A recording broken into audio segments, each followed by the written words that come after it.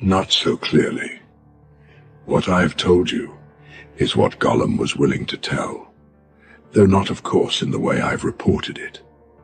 Gollum is a liar, and you have to sift his words. For instance, he called the ring his birthday present, and he stuck to that. He said it came from his grandmother, who had lots of beautiful things of that kind. A ridiculous story.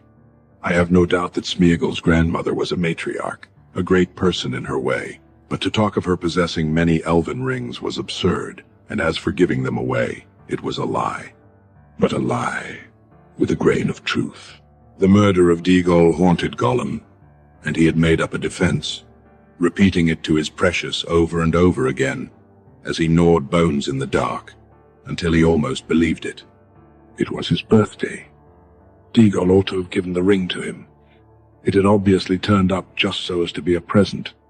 It was his birthday present, and so on and on. I endured him as long as I could, but the truth was desperately important, and in the end, I had to be harsh. I put the fear of fire on him, and wrung the true story out of him, bit by bit, together with much sniveling and snarling. He thought he was misunderstood and ill-used.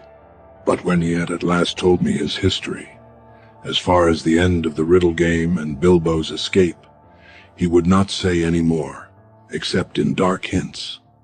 Some other fear was on him greater than mine. He muttered that he was going to get his own back. People would see if he would stand being kicked and driven into a hole and then robbed. Gollum had good friends now, good friends, and very strong. They would help him. Baggins would pay for it. That was his chief thought. He hated Bilbo and cursed his name. What is more, he knew where he came from. But how did he find that out? Asked Frodo.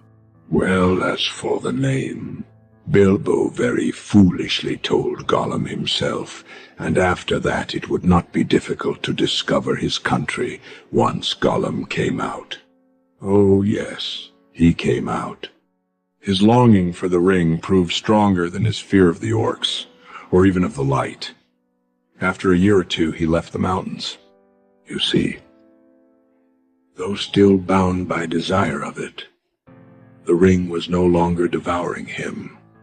He began to revive a little. He felt old, terribly old, yet less timid, and he was mortally hungry. Light of sun and moon, he still feared and hated, and he always will, I think.